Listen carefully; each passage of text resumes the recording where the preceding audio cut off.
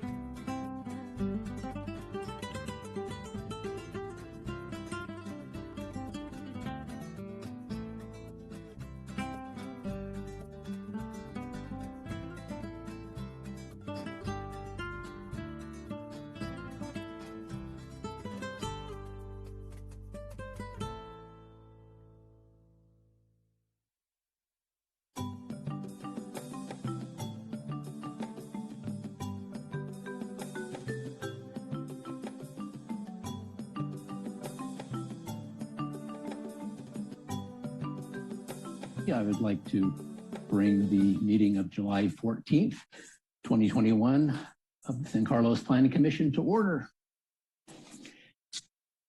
And we begin with the Pledge of Allegiance. If you would please join me in the Pledge of Allegiance. I pledge allegiance to the flag of the United States of America and to the republic for which it stands, one nation, under God, indivisible, with liberty and justice for all. Okay, a roll call, please. Commissioner Garvey. Present. Commissioner Jacoponi. Present. Commissioner Bradley. Present. Vice Chair Clements. Present. And Chair Roof. Present.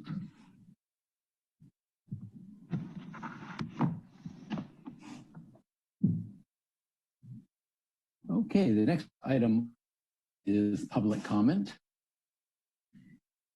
And public comment is limited to items not on the agenda. The commission may briefly respond to statements made or questions posed as allowed by the Brown Act. However, the commission's general policy is to refer items to staff for attention or have a matter placed on a future commission agenda for a more comprehensive action or report. Is there anyone in the waiting room who would like to speak on an item that is not on the agenda? If there is, you can use the raise hand icon at the bottom of your screen, or you can press *9 on your phone. Here, I see one person with a raised hand. Oh, wonderful. We'd like to limit comment to 2 minutes, please. Please speak. Gail Goose. Welcome.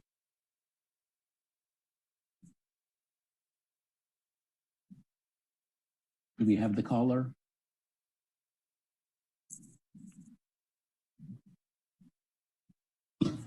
Is there a caller with a comment about something not on the agenda?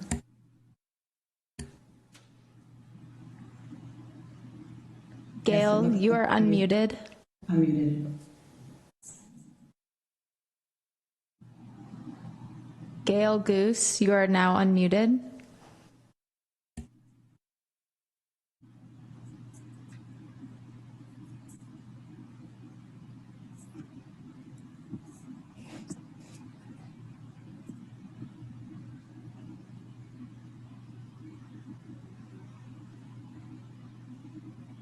It looks like Gail might have some technical difficulties, perhaps.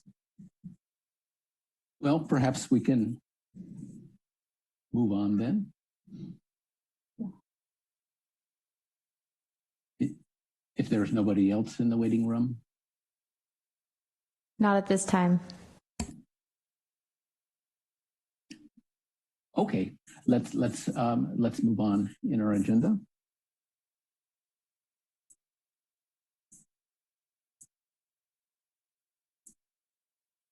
And the next item on our agenda is a study session on the Eastside Innovation District Vision Plan progress. And this study session will provide an overview of the vision plan progress, including community input, best practices, research, and the proposed strategies generated from this process. This is an informational item, and therefore no formal action is requested by the staff. To start off, does the staff have a presentation? Yes, thank you, Chair Roof. I will be giving the presentation for this item tonight. And just need to advance this. There we go. Thank you again, and good evening, commissioners, and thank you for taking the time to join us this evening for a special study session, and to also all of the community members that are here tonight joining us, and also perhaps those that will be watching the playback of this recording. This particular item, the Eastside Innovation District Vision Plan Project, is a project that we began at the beginning of this year. I'm going to be going into the timeline and the process a little bit more, but the purpose of tonight's study session is really to share with the Commission together as a group, because I know that some of you have joined some of the workshops or maybe even watched some of the recordings of the workshops in the past. But we haven't had the opportunity to kind of bring the commission up to speed as a group in total, so that we can share with you what has come up and where we're at today and where we're headed. So this, again, is a project that started at the beginning of this year. Tonight, we just wanted to clarify that the study session this evening is the first of many meetings and hearings that we have scheduled for the adoption process of this vision plan. Tonight is the first study session. It's intended to be informational. This is an opportunity for everybody to learn about the process and the progress, and for the commission to ask us questions, and then also let us know if there's any additional information that the commission feels it needs as we move ahead into the next study session, which is scheduled for August 25th. So tonight, I want to share with the commission a little bit about the project purpose, the approach that we took, the progress we've made, the civic engagement strategy that we employed, and sort of what's surfacing as the 10 big moves or 10 big planning strategies that have come up and arisen out of all of the community input that we received, and to talk about the next steps. So before we get started, we just wanted to introduce the commission to who's working on this project. Of course, it's Al Savay, Community Development Director, and myself, as well as Lisa Costa-Sanders, Principal Planner with Good City Company. This is the lead staff on the city side. And the consultant team that we're working with, the lead consultant is Perkins & Will. And tonight we have joining us at this study session is Geeti Sawal. She's a principal with Perkins & Will and the head of urban design, as well as Annie Ryan, who is an urban design and also the project manager on the Perkins & Will side. Not just Perkins & Will, however, they have a host of sub-consultants specializing in traffic, transportation, circulation, economics, and civic engagement as well, civil engineering. So we are supported by a very comprehensive and robust team that are all available to the commission and the council as we move ahead through this process. So just to begin, I wanted to share with the commission how this project came about, what is the reason why we're here tonight, and what led us to this point.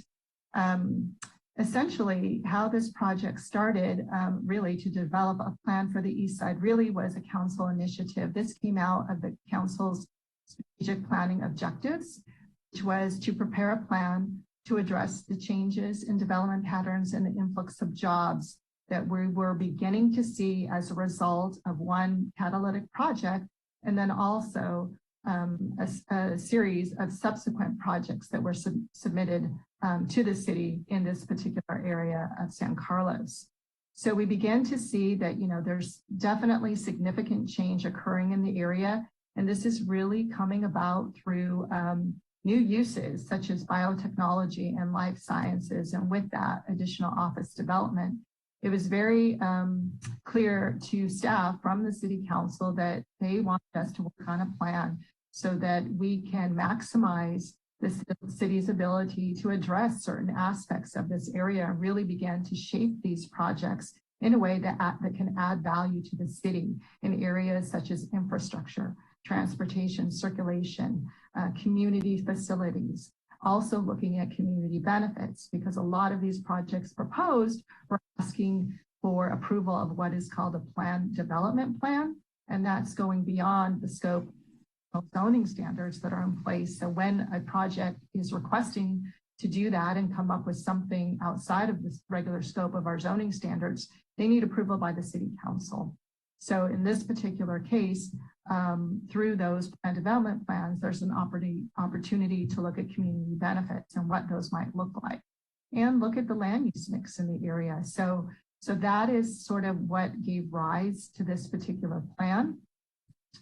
And then this slide here is just showing the commission a representation of the variety of projects that have been, or the geographic distribution of projects and variety, I should say, of projects that have been proposed and approved.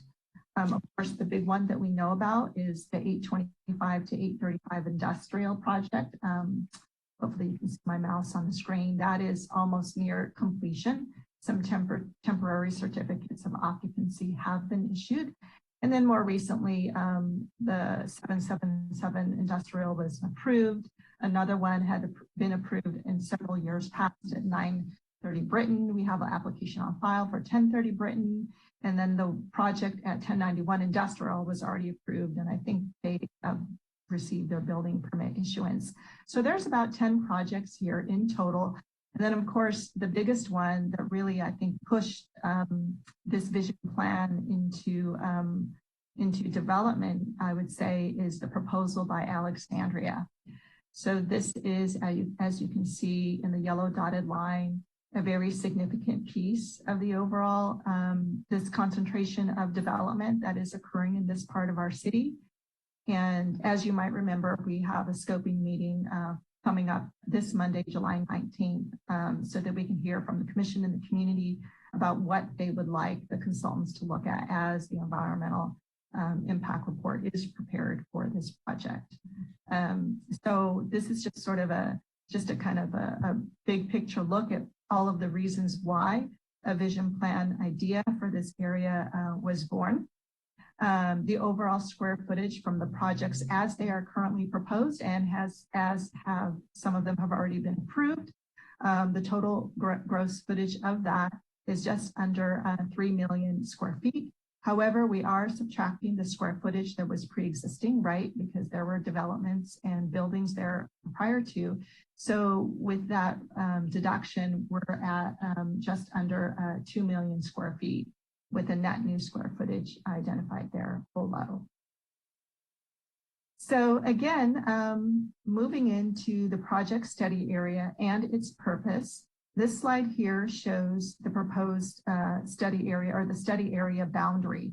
So everything that we just saw in the aerial image above has now been sort of roped together under a study area, which is shown here on this slide as the area outlined in the red dotted line. There you can see. So basically it extends, it's industrial, but it extends across Holly and captures the in and out site and the storage facility behind it. And then it goes all the way along Industrial Road, captures all the parcels as they are adjacent to Highway 101, the southern boundary being Britain, and then going north along Old County Road to the edge of the parcels that front on Terminal Way. So we see this, the area that we're capturing is just the industrial and GCI, general commercial industrial zone land that's located in this area. So what is the purpose of this plan? Well, the plan is really to establish, a long-term vision for the area and to give some guiding principles and direction to the city of San Carlos and its decision makers so that they can look at, the vision plan in conjunction with development applications that are being submitted and being able to give some direction. The direction that they can give will be based upon a holistic and comprehensive review of the area so that we don't have to look at each particular project on a case-by-case basis. We can really look at the area as a whole and give some confidence to decision makers about what the community desires and what the overall intended look and feel and ideal for this area would be. The timeline for this plan was by design intended to be rather short. Because of all the development applications in play, the city knew it needed to move quick. And so we came up with the idea to create what is called the vision plan, rather than take something, a planning process or document that could take at least a year or more to complete. So with a contract executed at the end of 2020, and beginning in January of this year, we are set to adopt the vision plan by the end of September this year. So as you can see here on the screen, we started with initiating the project and having a lot of stakeholder meetings, which I'll talk about in just a moment, at the beginning of the year. We had our first workshop in March. We had a second one in June. And now we're at the time where we're starting to meet with city commissions and have study sessions and things that are needed prior to going into the formal public review process, which will be in the month of September. So from now and all through August, this is what we will be doing to inform the community, to inform our decision makers about this plan and how it is being completed and proposed for everyone to consider.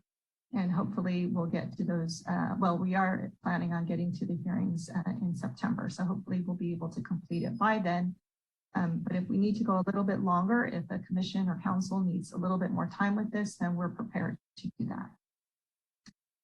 So the approach for the Eastside Innovation District Vision Plan, because of the life sciences and biotechnology background, we started to really kind of take a look at this area as, you know, an innovation district. Certainly this area of our city has a rich history of being innovative. There are a lot of businesses and kind of a technological background, and a lot of this is talked about in the city's general plan, but there is a history there. But this history now, circa now in 2021, is now evolving into more life sciences and biotechnology focus, at least in terms of scale.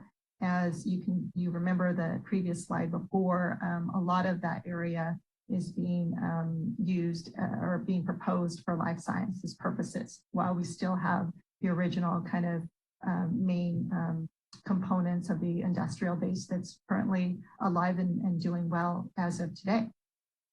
So as we begin to look at the Innovation District and the study area, we made sure to take a broader look out to really kind of get a sense of what's going on in the area in some of the in the context that we find ourselves in. Of course, you know, there's the Redwood Shores, there's the San Carlos Airport. We have a single family neighborhood that's right adjacent to all of these developments. We're in close proximity of the downtown, and there's the Caltrain, San Carlos Caltrain station that is within easy walking distance of this new district area. There is an amenity, potential amenity for restoration of the Pulgas Creek. And there's also the city's industrial arts district that continues to do very well and has established a place for itself within our city. So we wanted to make sure that we looked at the context, and that is something that our consultants rather leaned in on right away in terms of how we are positioned and what this could mean for this district as a whole. In addition to that approach, in terms of looking at innovation districts, we realized that innovation districts really, as we look at them around the area, including Mission Bay to the north, these are places for public life. This is not just, innovation districts are not just a place for, you know, a 9-to-5 job and then it's empty. You know, that we discovered that this could really be a place not just for the future employees of the area, but for the larger community as a whole, as a place for everyone. We recognize that it needs to be a place. Innovation districts are multimodal oriented, meaning there's many modes of travel, so that the streets aren't just for cars, but there's a lot of ways to get around and about within and throughout the district and outside of the district using multiple modes of travel. And that also that it should be a complete community. And so what that means that this is not just a collection of buildings, but this is a larger vision for the area, where these buildings can contribute towards achieving something that is shared by the community as a whole. You know, whether that be a community benefit for a community center, for open space networks, that these can be woven together in a way, and each development does its part in making this vision come to realization. And then lastly, a key component of this is that the area could be inspired to be a resilient district, given that we just are almost wrapping up our climate mitigation and adaptation plan and the themes around sustainable development, and because of the new building codes that have recently been adopted. What can we do to really make this be resilient and sustainable now and going into the future? So these are the four sort of themes and approach we took as we sort of kind of started to delve into the existing conditions of the area. So again, just really just wanting to show how we wanted to capitalize on creating a holistic vision for this area, looking at the 15-minute walk shed that presents itself as a result of the location of our downtown and 15 minutes from the San Carlos Caltrain station, what areas that could encompass and how that can be leveraged going forward. The existing conditions also helped us identify some of the greatest challenges that we see in this area. We recognize that, there's just 2 connections to Caltrain in downtown. We recognize that, there's an existing single-family neighborhood there, and the transitions between what occurs on the industrial side as it bleeds over into residential uses are really important. We recognize there's a history of contaminated soils in the area, that the character of Industrial Road is beginning to transform itself by recent new development. We recognize that there's a lack of safe sidewalks and bike facilities in the area. In many cases, the sidewalks are lacking. There's many gaps in the sidewalks, and the sidewalks are certainly not wide enough to accommodate a safe and robust pedestrian circulation network. And finally, we recognize that the environmental quality of Pulgas Creek is an issue and presents, definitely a challenge. But with those challenges in the existing conditions analysis, we recognize there are opportunities. Likewise, even though there's just 2 connections to downtown and Caltrain, we can really look at those connections and see what we can do to bolster those. There are projects, where developers are assembling parcels, and together those large block developments can really contribute something meaningful to the area. There are some city-owned parcels that could potentially, from a long-term perspective, be an amenity that the city could realize at some point in the future. There's the old rail spurs that kind of give somewhat of the bones or the framework to the area. And likewise, Pulgas Creek, it's a challenge, but it's also an opportunity. And there's also recognition that, there's a certain area, the juxtaposition of single-family neighborhood to industrial really creates an opportunity to look at that as a transition zone and what it could become potentially in the future. As part of this existing conditions analysis, we also did a kind of a scan of the businesses, all of the businesses that are in the study area and the types of businesses that are there today. Everything ranging from types of businesses that are really heavy industrial and automotive oriented to commercial and professional uses. And certainly there's a good amount already of some lab and life sciences, medical research, some storage facilities, and a lot of trade support. So this just kind of is intended to show the commission that there really is what we like to call, and our consultants have called, a rich ecosystem of different types of businesses in this area. Let's see. And also that, the east side of San Carlos, we really wanted to point out that it is a significant contributor to sales tax revenues in the city. If you look at the graph and also the table shown on this slide, the entire east side represents, 84, 85% of the sales tax revenue coming into the city. So in terms of the study area that we're looking at, we're not starting from scratch. This is already very much an area of industry that is alive and functioning very, very well within our city. So some of the outcomes and deliverables we have achieved to date, and these have been included in the commission packet, is some analysis on the existing infrastructure, which includes, an overview of the utilities serving the area, suitability and constraints. We also have prepared a market scan study and district case studies. And the market scan really is scanning our local region in terms of what other centers of life sciences and biotechnology exist. We looked at, areas that are already here, such as Redwood Shores, and we also looked at Mission Bay, which is obviously one of the very new and very large life sciences oriented areas in our region. And essentially what we found is that, there's really, and let me just back up a bit, but in addition to the market scan, we also did look a lot wider. We cast a wider net across the country, and we tried to find areas that were similar to San Carlos, and we came across a couple of areas that served as case studies where we might learn from, and certainly uncovered the stories about those areas and what it took to get those areas realized. And we found that there was no other area that we've been able to identify that's quite like San Carlos. San Carlos's east side, again, is not an area that's starting from scratch. There's already a there to it, but it is an area that, as we can see, is an area for potential tremendous change, and we want to be able to get in front of that. So these case studies help to inspire us and give us some ideas. So these serve as informational documents that we can use along the way. We also have reached out to another consultant who prepared a community benefits research paper. This is something that was prepared before, but it's certainly a timely opportunity to be able to bring this into the mix of resource documents that we can take a look at.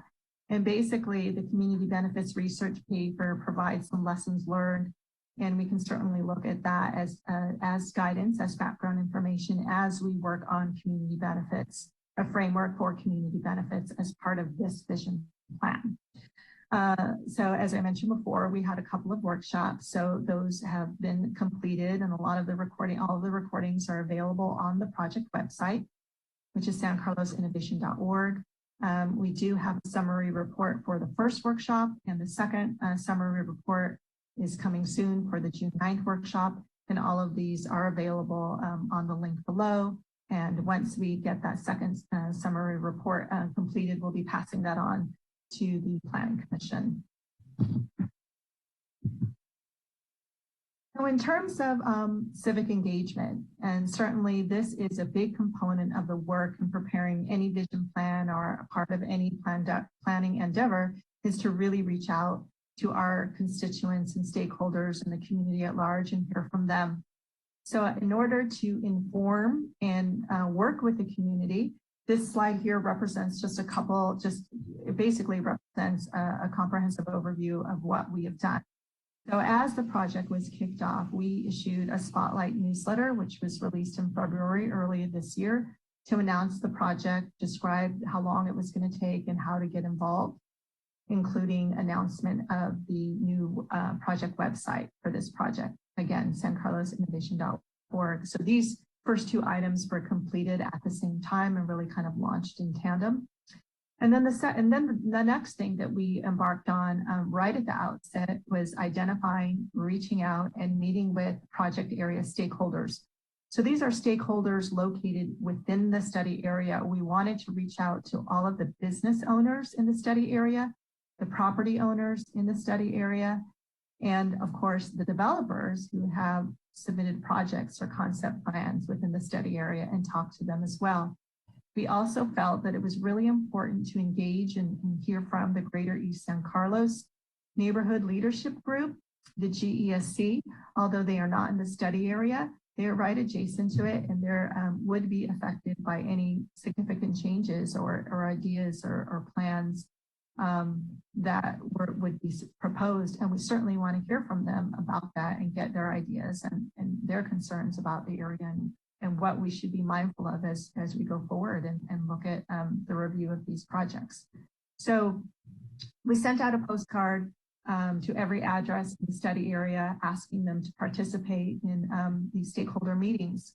And I will share that the stakeholder meetings have really been run by our consultants at Perkins & Will. Planning staff has not been engaged with them, and this is really intentional so that all of the business owners and property owners and developers and leadership from the GESC can have just a candid conversation with the consultants without having staff there. So that we felt it was really important to kind of step away and let our consultants really engage and kind of have a conversation with these stakeholders. And so we've been having several meetings with these along the way, and we plan to have a couple more as we go forward.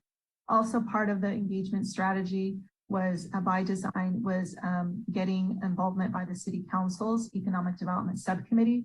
So the two members of the council that are on that subcommittee right now are Mayor Laura Palmer Lohan and Vice Mayor Sarah McDowell. And they really serve as a sounding board for us as we are, uncovering, the input, the strategies for the public workshops, the information coming forward. They're really there to kind of, meet with along the way, so we can make sure that they are informed and that we're making progress on this project in meeting those expectations. And then lastly, we had two community-wide workshops that I mentioned before.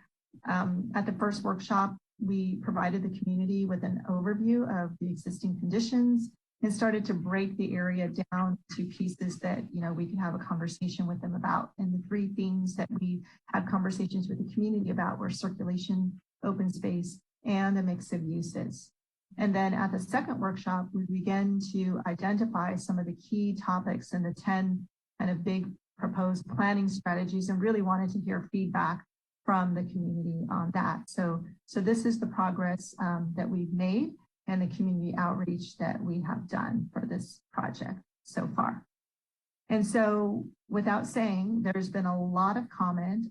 We have all of the chat transcript, a lot of reports and data concerning the input that we received, but to sort of boil it all down, this slide here just provides a representation of what we heard, from the community in those three main categories. So there was definitely concerns and desires to see more greenery and open space in the area. Definitely desire by the community to look at Focus Creek and think about what we can do to restore that and make it an amenity within the district and really have it serve as a place where people can come and walk along and gather and kind of be a nice green open space kind of focal point and amenity. There was definitely a desire that the development taking place should incorporate green development practices, a desire mentioned many, many times to remediate the contamination in the area, and to integrate, native and drought tolerant plants in the area. There was also, in terms of mix of uses, there was definitely voices that were expressed about protecting the existing businesses that were already there and thriving and doing well, but also a desire to how might we be able to incorporate some neighborhood serving retail and get some community benefits, such as, a community facility and get some daycare possibly in the area as a community benefit. Housing did come up in terms of, with recognition with all of these developments taking place, what are we doing about housing? And we did inform the community that we are working on a Focus General Plan update, housing element update. So folks were informed about that and understood this is a conversation that's happening on a parallel track. But we did want to mention that, there was certainly that conversation that was brought up at the workshops. And like I mentioned before, that this was not a surprise, and we expected that, the community, the GESC, wanted better transitions between the industrial and the residential uses. And just overall, that there really should be a support for mixing businesses at different scales and making sure that small flexible spaces were available for startups, and to really kind of keep that component, as part of supporting that in the vision plan going forward. And then in terms of traffic and circulation, definitely we're hearing from the greater East San Carlos that they want to minimize vehicle traffic going through their streets, making sure that it didn't circulate through their neighborhood. Also hearing about how we might leverage the old railroad spurs and kind of have that be a new network of connectivity, kind of capitalizing on, a multi-mobility aspect of that. And improve freight circulation throughout the district, recognizing that there's a lot of traffic from trucks that are doing business, and there needs to be a place for that to continue. And then finally, last but certainly not least, is that the area really be developed into a safe multimodal streets for people, and that we're really promoting walking and biking. So out of that input, in working with the consultants, 10 big ideas began to emerge. And we started to put this together. And you're the first group that's sort of seeing it in this particular context in terms of this list here on the screen tonight. So the 10 big moves: restore Pulgas Creek, create a green boulevard along Industrial Road, create a community open space network throughout the district, and really be supportive of the district sub areas. And I'll talk about those a little bit more. And that we prioritize activity hubs. And again, this kind of goes back to the idea of a vision innovation district being a place for people, a place for people, places where people might gather, and that there be some open space amenities and community facilities that can really serve as activity hubs and get those areas activated as places for people to gather and enjoy. We also, coming to the surface, is to look at ways to really foster an inclusive business environment. And this really has to do with the rich ecosystem of businesses that are already there, that are not part of that, kind of big transformational picture that we've seen from the development projects being proposed, but that they're really there. And so how can we foster this and support those businesses? Number 7, invest in streets for people. And again, this gets back to the multi-mobility aspect that is desired for this area.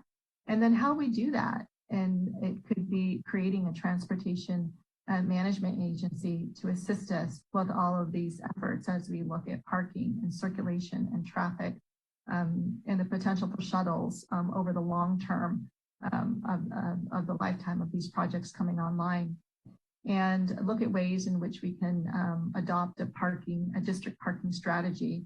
And then lastly, integrating recycled water system. This is something that came up from the community. There was mention of the purple pipes and this is something that we should be looking at as part of the resilient district theme that we talked about. So as we jump into these, I think I just want to pause. I know I'm talking for a bit, but I have 10 more slides to go through, and then I think we can start taking questions. But certainly I should have mentioned that if there's anything that comes up along the way, feel free to kind of just jump in. So let's start first with this concept of green streets sort of emerging as a big theme for the area. And again, this is really about greening the district as a whole and incorporating green infrastructure into the streets so that the streets not only serve as safe places for cars and bikes, pedestrians, and streets for people, but can also accomplish at the same time some green infrastructure, including making sure that we have increased stormwater management capacity, looking at Industrial Road as kind of like a green boulevard, getting more trees planted. While there are some trees there, maybe they're not the best trees to really provide the beautiful and aesthetic tree canopy that enhances the pedestrian experiences. And then looking at ways that we can incorporate landscaping that can actually, even serve as a new habitat area, especially along the Pulgas Creek, and landscape also can help provide a much needed buffer for people as they're walking throughout the district from the vehicles taking place. And the images on the screen below are just to kind of really sort of help Commission visualize these concepts. And then segue from the green streets is really kind of an open space network for the community. And what that may look like in terms of sort of a network that kind of goes across the district as a whole. We took a look at what's already there. Certainly the Loyola Park, and knowing that the school district owns a site just adjacent to Loyola, and looking at a natural network of open spaces that could segue from that into the district, recognize the potential opportunity of the courtyard. Again, this is a vision plan. It's not something that's set in stone, but we certainly didn't want to miss any potential opportunity there was, and at least recognize what's the potentialities are. So this really kind of just shows that as it transverses across the screen here, kind of capitalizing on those railroad spurs, and then certainly moving all the way south of the study area, entering into the proposed Alexandria site, who is incorporating an open space in their site program. And then, of course, how that interacts with the Pulgas Creek. So Pulgas Creek restoration, we talked about this, but just kind of honing in a little deeper on this particular topic. The idea of this is to really reimagine Pulgas Creek as a vital community open space amenity in the district. Because of Alexandria project going in, there is a potential for larger setbacks along the creek, which can really help restore and provide some public access to a new and improved creek area. Recognizing that the creek also can help mitigate any flooding, help increase habitat area, and serve as a trail, like a public trail, and provide seating areas along the creek, and can really serve as an opportunity for some public art and educational signage about the creek. On the screen below, these images show, are from other cities that have basically looked at their creeks within their cities and the ways that they've improved them, with some attention. The next area that we have noticed is the idea of these district sub areas, and these are really areas that we see as areas that we can promote and throughout the vision plan, and really identifying their unique distinctiveness within the district, that they're a little different from each other.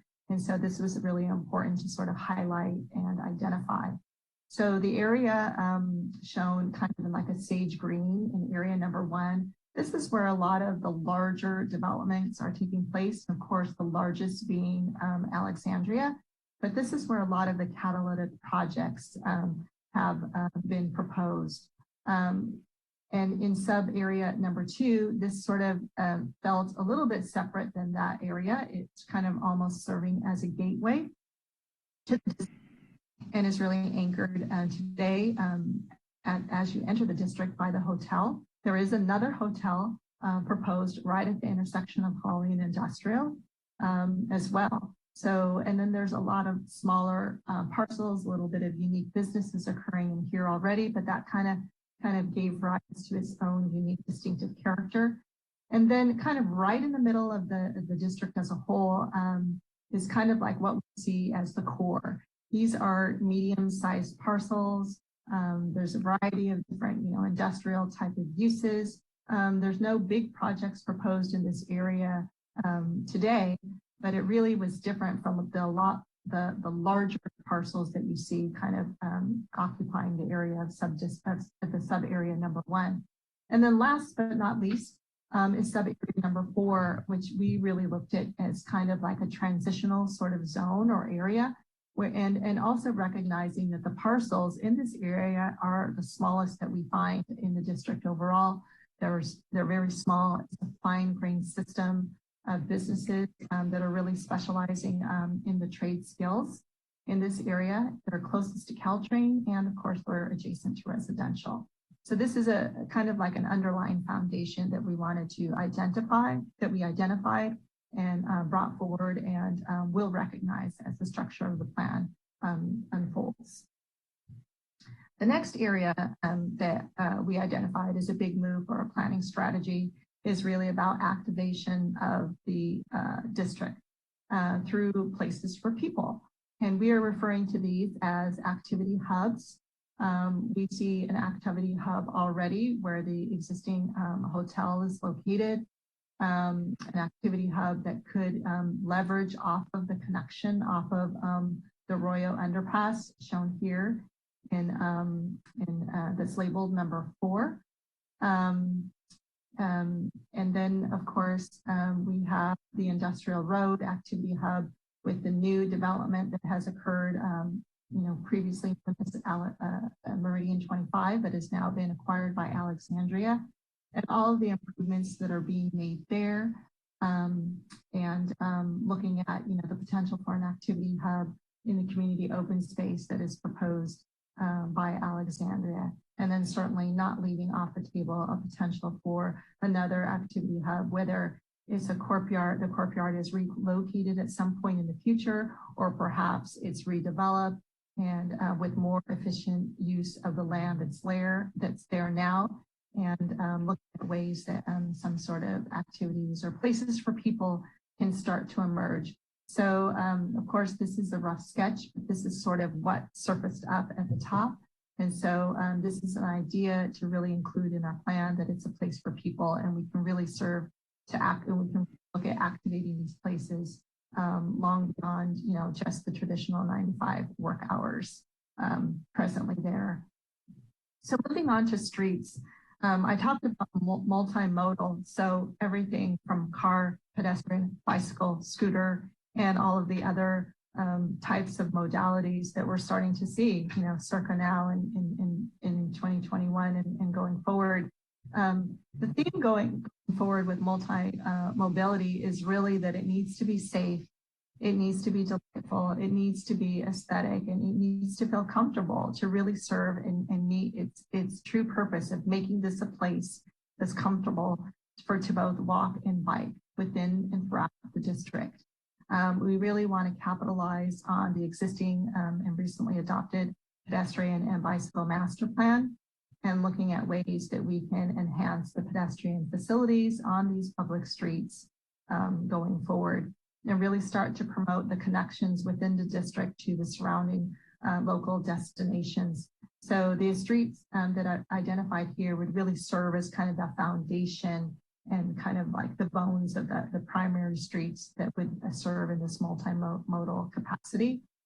And then moving into this idea of kind of like the next tier down, if you will, of a circulation network of transitional streets that could even be shared amongst users. So this idea of the transitional shared streets are streets that have slow speed by design to make sure that the street environment provides safety for pedestrians, even with some freight and truck deliveries in place.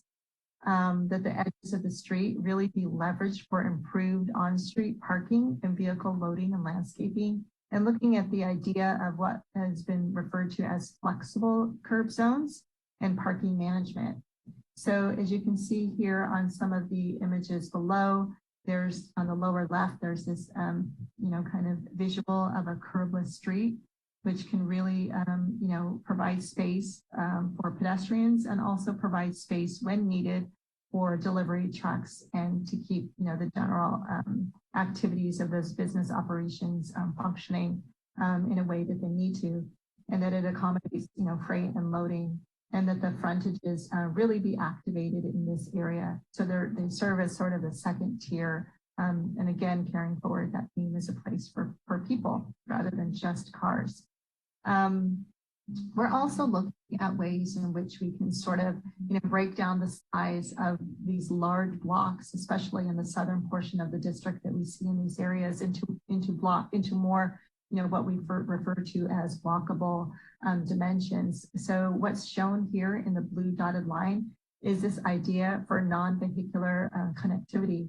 So these could be places for pedestrian, for bikes, for everything but a car, so that you can have some micro mobility, if you will, occurring throughout the district without the need to get on some of the larger streets. So the images shown at the bottom of the screen here kind of convey the idea of car-free routes that are routes for just pedestrians or cyclists, that they're really designed and intended to be used for all ages, and they're safe to do so. And they can even be located between buildings. So it's not necessarily something where you need an actual public right-of-way to accomplish, but it can even be accomplished between.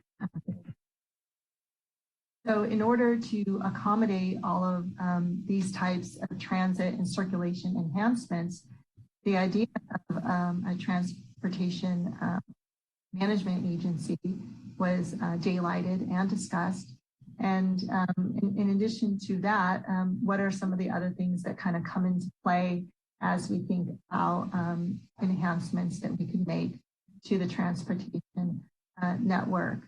Some of the strategies can include expansion of existing transit stops. What types of incentive programs could be developed? Looking at the potential for additional local transit service by Samtrans. And there's an effort underway right now to look at a new route that's being explored, and as well as looking at district-based shuttle service. But again, that would probably likely need to be more of a long-term sort of shuttle for the district, rather than each individual project of its own having a shuttle in order to work most efficiently. So these are some of the things that we recognize as part of this circulation sort of intervention strategies, that we've been exploring. And then finally, district parking. One of the things that we are coming to realize is that we need to ensure the right size parking to support the businesses in the area and still provide, public access. So it's not too little parking. It's not too much. It's just the right size. And this is important. So important that we right size the parking so that we can be more successful in our multimodal goals. So some of the potential strategies centered under this idea of district parking is looking at parking standards, based upon transit proximity, looking again at our transportation demand management program that we currently have, in our zoning ordinance, and how that might need to change in order to ensure we meet our multi-mobility goals. And then again, this concept is not new, but it's been established many places elsewhere. Is this idea of parking once? So you park once within the district, and then you're able to walk to different destinations. So that's an idea that we've floated around in conversations, and also looking at minimizing, surface parking lots. So all of these things together really kind of help stitch together, the look and feel of the district, especially serving, the desires to make it walkable, pedestrian friendly, and that it's really an interesting place to kind of navigate through. And then lastly, one of the things that will be part of the vision plan is this idea of community benefits and how we get to figuring out what community benefits are most desired and most appropriate for the projects that are being proposed. So this here is just a preliminary menu.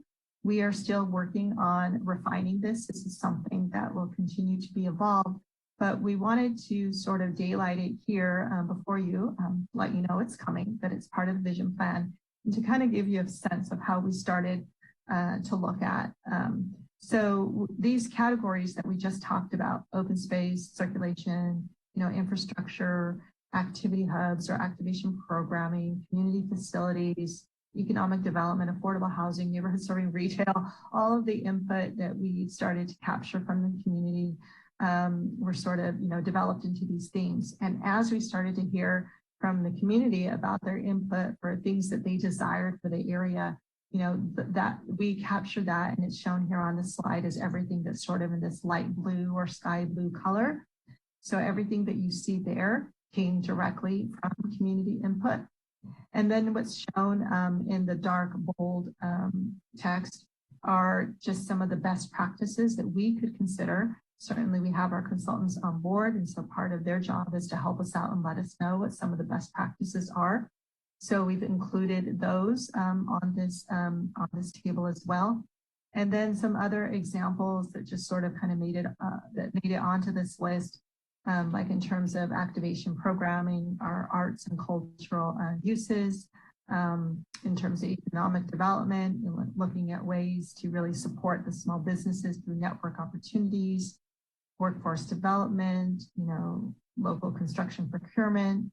And we've even added a couple of things under affordable housing, such as workforce housing, senior housing, and supportive housing. So this is a broad brush of community benefits that we can look at. And the ways that we're thinking about community benefits that we're still evolving, that's still under development right now, is that benefits can be something that's provided on site by a developer, or it can be something that is provided within the study area or the district, or it could be something that goes to the city, to a city fund, and it's incorporated, towards citywide goals and programs. So there's a lot of different ways that we can start to break this down, but what was important to share is sort of, what the community's desires are, and that we're starting to think about, what a framework of community benefits would look like.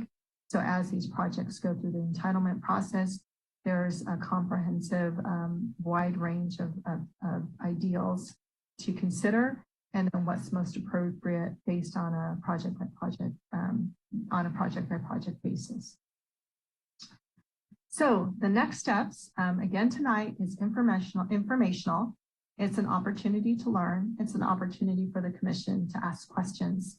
And because this is an agendized item, I just also wanted to remind the commission that we want to hear from the public as well. So our next steps after tonight, we'll be diving into this again on August 25th. And on August 25th is really where we want to hear from the commission in terms of any direction or your feedback that we can take forward as the vision plan is developed and share with the City Council at their study session. So I just wanted to, share with the commission that there's no pressure to give us any feedback any direction at this time. Although if the commission is ready to do so, certainly you can start to share some of your thoughts or ideas. But what we're really looking for is kind of a group consensus on August 25th. So after we have the August 25th study session, we'll move ahead towards a study session with the City Council. That brings us to September 8th. And then during the rest of the month of September, we're hoping to get back to the Planning Commission with a formal public hearing where we will be looking for the Commission's recommendation on the vision plan that we can take forward to the City Council. And then the City Council would be considering the Planning Commission's recommendation, hearing from the public and looking at consideration of vision plan adoption. And with that, that concludes my presentation. I'm happy to go back to any slides that you like. And I will be sharing the slide deck with the commission after tonight's meeting, so you can have that readily on hand. Again, both myself and Al Savay are here if you have any questions, as is our consultant lead, Geeti Sawal and Annie Ryan from Perkins & Will. So thank you. Well, thank you, Lisa. Let's first see if there are questions from the planning commissioners and then open it up for the public comment. So, fellow planning commissioners, do you have questions? I don't have a question right now, but excellent presentation, Lisa, and a good job in the report so far, Perkins & Will and the other consultants. Very impressive. Thank you.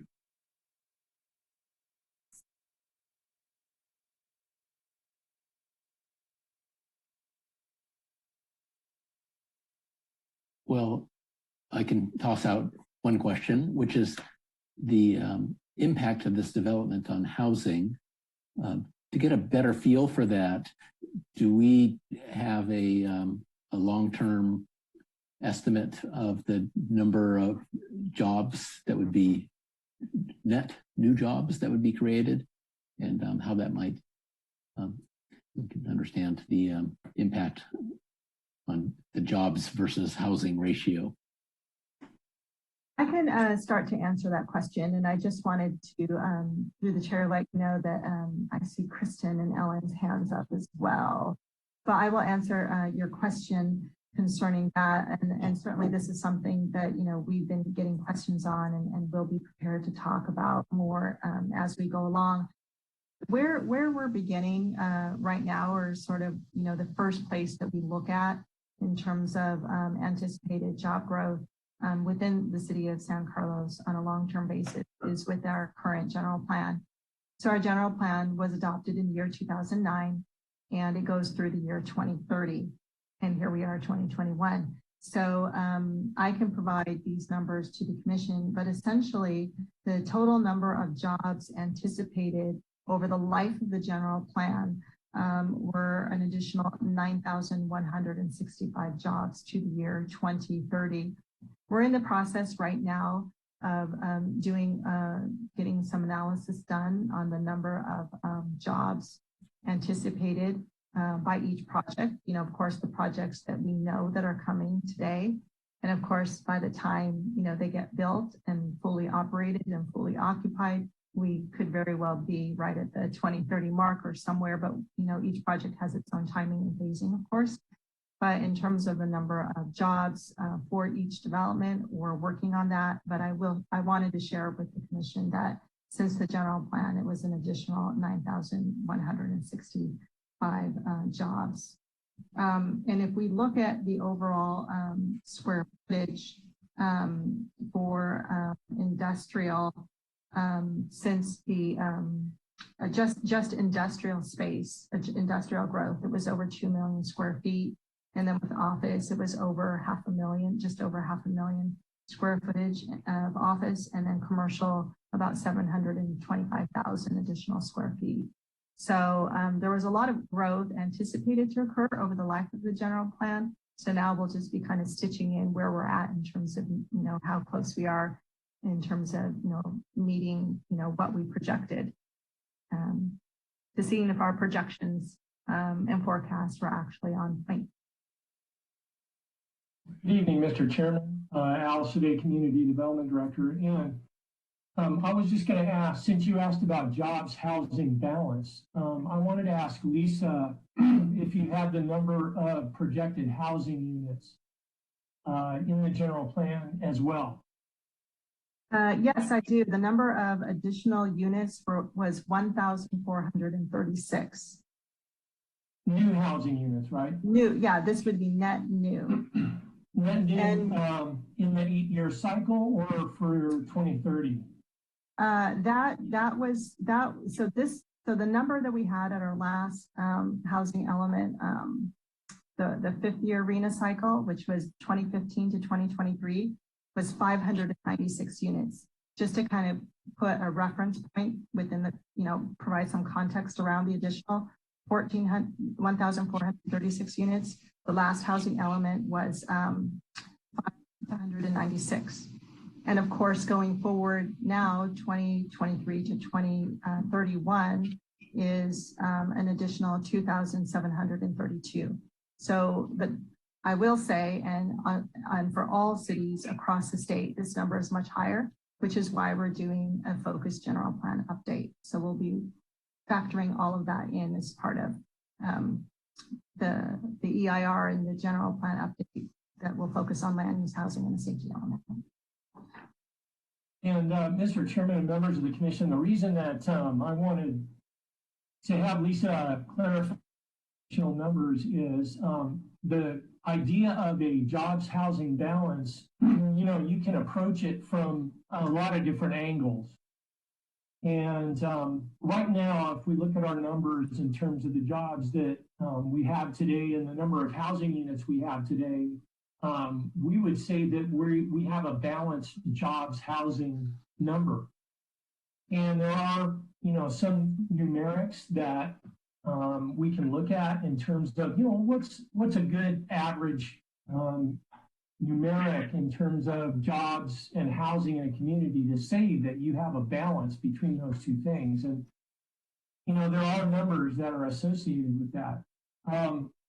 And so the second part of it would be RHNA, the Regional Housing Needs Assessment, and ABAG and MTC and the state has said, based on the growth that we see in your community, your jobs housing, you know, your fair share of that growth is 2,760 units between now and the next 8 years.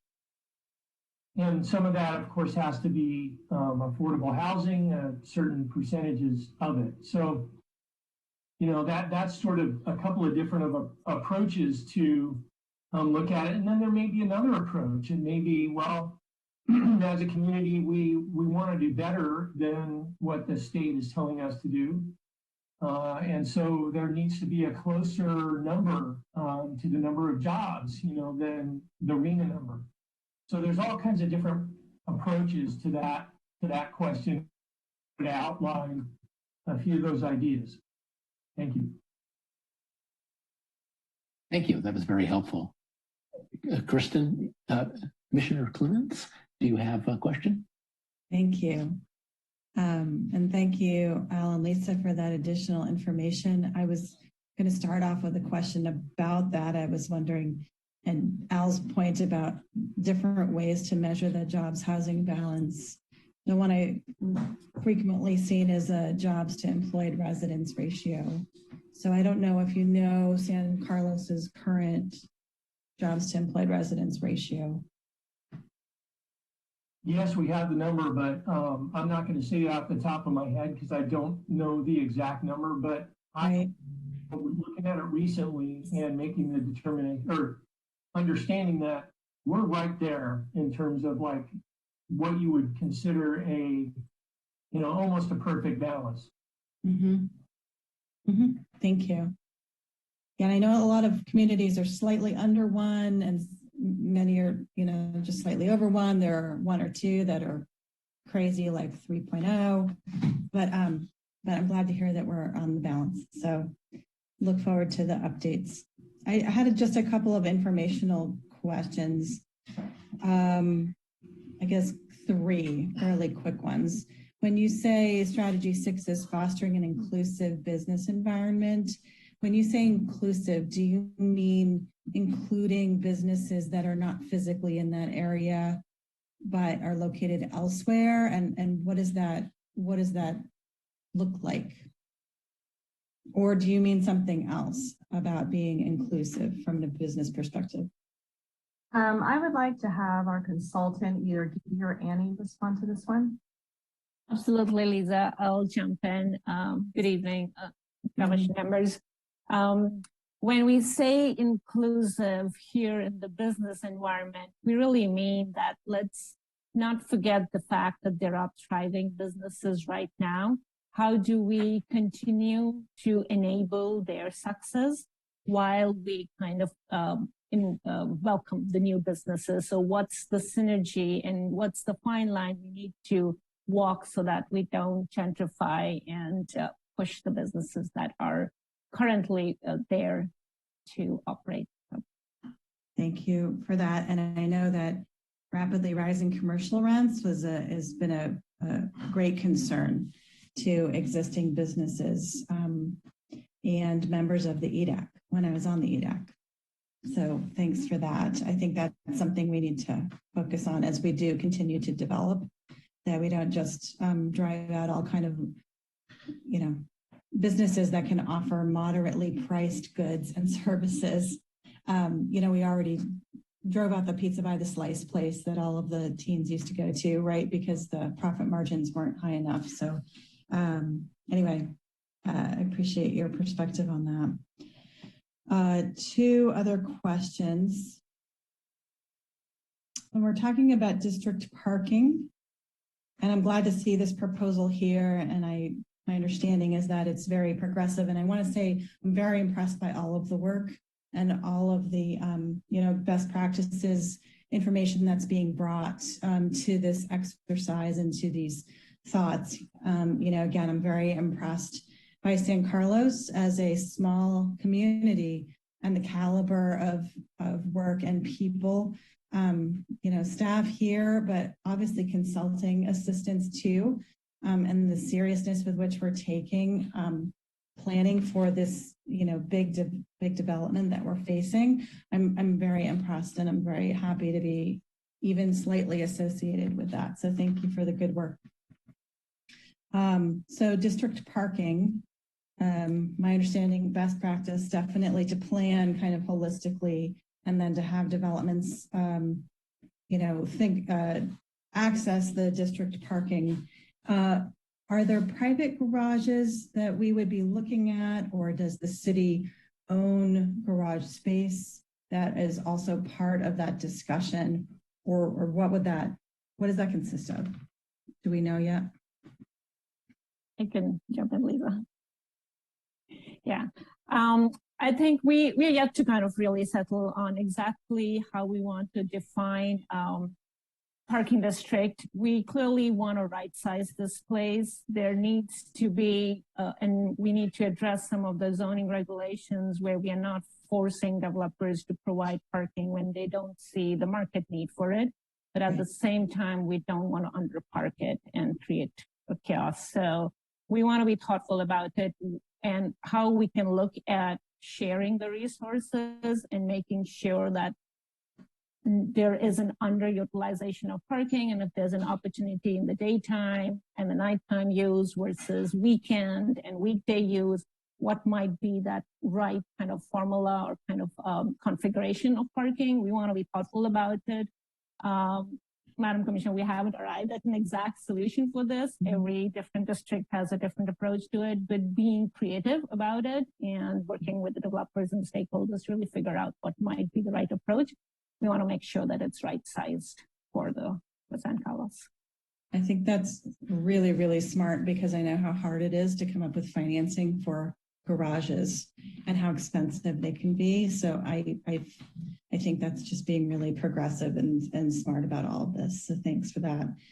And then I had a couple of questions about the public benefits slide. Lisa, if you wouldn't mind going back to that slide about definitions and how you're thinking about, for instance, workforce housing. Do you have a definition for that? And mixed income housing?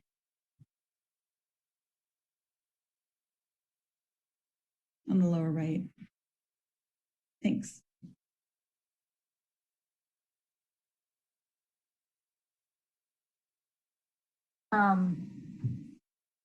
Let me see, Annie or DT, can you take this one as well? I mean, I think this might be certainly, I think we're still exploring this in terms of how this would exactly fit into this equation, but I think we're speaking about it from kind of like a broad brush kind of dip. But let me see if I can have Dee or Annie jump in. Sure. I think, again, we don't have an exact definition as yet, but this being a vision plan, we want to acknowledge that the community that we enable over here in this district really does allow for all income groups to be able to be housed, whether it's here on the site itself, or it allows for some funds so that in the city kind of context, we are enabling the mix of incomes and multi-generational and all kinds of housing typologies to be delivered. So, to really formulate our complete response here, but making sure that we are enabling a complete community for City of San Carlos. Right. So it's the broad range of income levels that means to represent, right? Yeah. Great. Thank you. I know people use workforce housing in different ways, and basically everybody who affords an apartment has to have a job, and so that's and yet some people use it for kind of middle income housing as well, and using it as kind of a broader term along with other cohorts there. Thanks. And then I had one more question, and I really, of course, really am excited by this community benefits conversation and really like so many things about the plan. But this is a questions period, so that's fine. We can give feedback another time.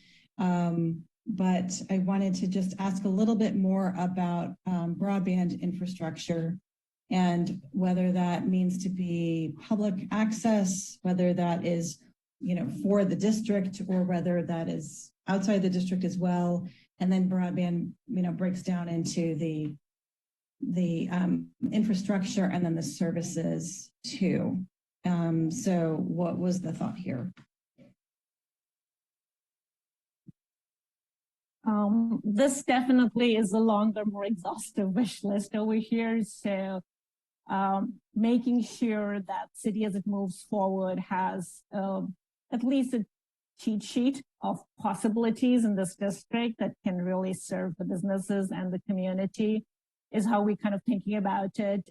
You're asking all the right questions. We don't necessarily have exact kind of definition of how we want to think about it, but absolutely, if this is an innovation ecosystem, how do we enable that environment, which kind of really makes it attractive for businesses to want to locate here and is able to really make this competitive in terms of other city places. I do feel that we may want to list all of that and for consideration and how you enable that and what's exactly the range, I think is yet to be really determined as a framework. Right. Yeah, I think broadband access is critical for placemaking and, for the attractiveness of the spaces themselves, but it's also, as we noted here, critical infrastructure for the community too, and for everything that everyone does day to day in the community. So I like that we can think about it in different ways, and a lot of really good ideas on this slide and throughout. So with that, I will cede my time to Commissioner Garvey. All right. Thank you, Lisa, for that excellent presentation. I really appreciated all the work that went into that. I also appreciated the binder that was sent out to the commission ahead of time. That was really well put together. And I was able to attend the very first workshop, and I was so impressed with that workshop and all of our fellow San Carlins who attended. I would say 100% of the comments and suggestions that were given at that workshop were thoughtful and useful. And I had made quite a few notes from that workshop, not realizing that all of the chats would be memorialized. And I was really pleased to see that so many of those suggestions have made it into this document and into the presentation. So to incorporate all of those comments in a really usable and thoughtful document, I appreciated the way that was done. And then turning it into I think they're called the 10 big moves. The one move I wanted to comment on, I think, was the non-vehicle connections. And this builds a little bit on what Vice Chair Clements was saying about parking. I liked that the plan is taking advantage of this whole area and thinking about transportation holistically and not in a piecemeal fashion, as is so often done, which leads to parking that is not thoroughly thought through for the whole region. And what I particularly liked about this element was that the new biking and walking connections break down the blocks, there's the slide, into more walkable sizes. I really appreciated that. It's always been really important for me for people to take public transportation to work. And we have a train station in the middle of our downtown. And people might take the train to their work if they worked in this new innovation district, if they didn't have an interesting street to walk to work. But if there are bike paths and interesting walking paths, and there's a holistic plan of being able to walk in between buildings so you can kind of cut through to get to your particular building faster, that in my mind means that even more people will want to take the train to their work in San Carlos. And for me, that's really important. Of all the big moves element, this non-vehicle connections for me was really important. And I'm glad it's a big move. And I'm glad you're thinking about it holistically. We have the opportunity to do that, not only as Vice Chair Clements said, with right sizing the parking and sharing the parking, but in making sure everybody that takes the train can walk down a tree-lined street and maybe walk in between buildings to get to their place of work. So I just wanted to comment on that. I really appreciated that. And the second and final comment I had was on the development agreements. I appreciated the community benefits research paper. I don't know a lot about community benefits agreements. And one of the things that was special and important for me was to see the examples of affordable housing elements that are in other agreements. I think there was an agreement in San Francisco, and I think there was an agreement in Redwood City that had an element of affordable housing. And I thought that I really appreciated that you included that, because at some point in the future, San Carlos might want to have something similar.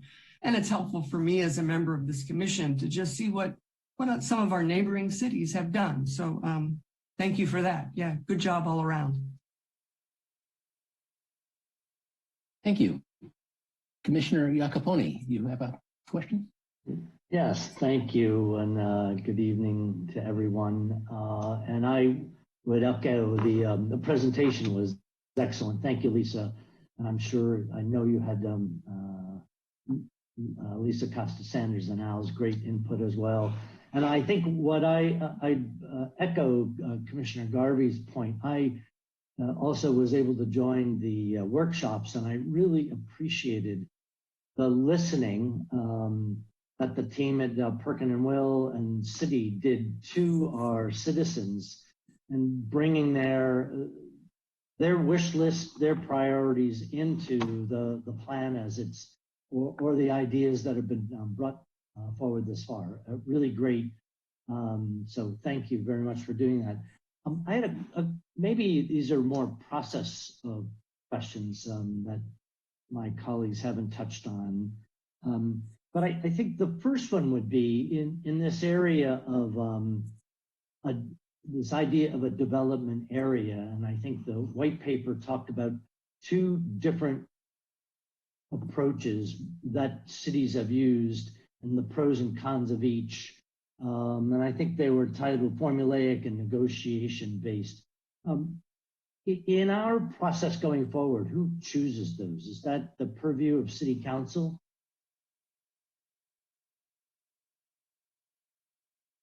Who gets to pick? I'm going to defer this one to Al. Al, if you're there. I think this one would be best answered by Al. Oh, great. Thank you, Al. Sure. Could you rephrase that question, please? Yeah, sure, Al. A couple of approaches to negotiating community benefits and the way the development areas are brought together over the life of a project, 5 years, 8 years, 10 years. We're framed in a couple of ways. One, each project negotiated one at a time. The other is just set a set of rules. And it seems important for San Carlos because this, well, I'm not sure. I'd be interested in your thoughts of whether this will all come together at once or over time. But my question is, who gets to pick the approach? Is this a city council? Is this a city staff? Well, we're approaching that idea with this package of information, essentially. So I think what you'll see later on is we're talking about that on a staff level. We're talking to our consultants about, what do other cities do? And, there's different approaches. Who gets to decide it? Ultimately, the city council does get to decide. They have the final decision-making authority on this document. However, the planning commission, may potentially weigh in on, what you think or look at the pros and cons and give some advice to the city council. I hope that answers your question in terms of final decision-making authority. I'm not sure that you asked me, the pros and cons of each one, because different methodologies, i.e. negotiated process versus one where you have a more formulaic approach. But in terms of that, who decides, that's kind of the way we would look at it. We may also talk to EDAC, our Economic Development Advisory Committee, about this. Perhaps they should weigh in on advising the council as well. Great. Thanks, Al. I appreciate that. And maybe, okay, Greg I thought maybe going to add something. Al answered it pretty well, but okay, ultimately, if the process turns out to be a development agreement process, it's an agreement between the developer and the city, which is approved by the city council. But that agreement may be formed by these policies that we're looking at. Great, thank you. And let me then just the build would be, and so my second question is, because one developer won't develop all this one area, but we'll have multiple projects, what are the tools that the Planning Commission has in order to create that homogeneity, that sense of cohesiveness that was so well brought out in the plan,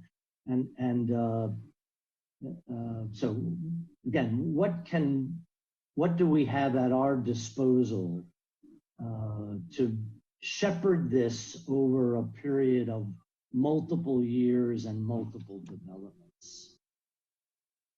Well, the first tool would be this plan. And so the plan itself will have direction. And the intent of it is to provide some clarity in terms of the desires of the community.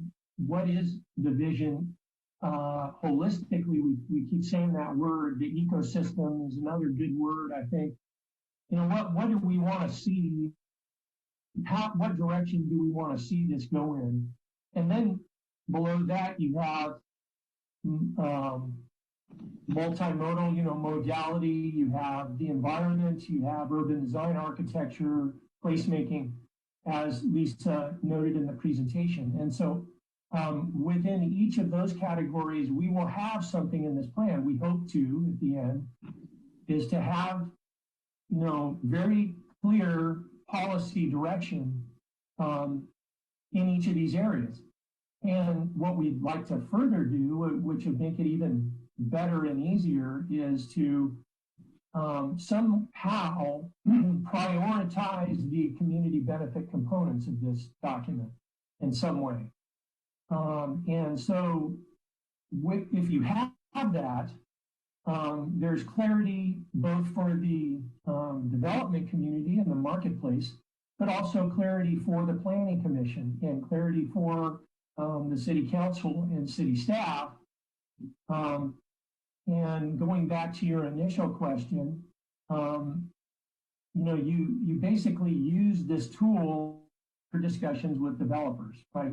They get a copy of it, you know it, and hopefully at the end it's pretty clear. It may say, because it's a vision document, it won't have complete structural clarity, i.e., like a zoning ordinance would have, where it says you can only go to 50 feet. This is because it's a vision document, a policy document, you wouldn't have that level of specificity. However, it gives you the goals and the guiding principles so that you may decide that we can now change our zoning to conform to what we know in this plan, or change the general plan and put policies from this document that are really important into the general plan as well.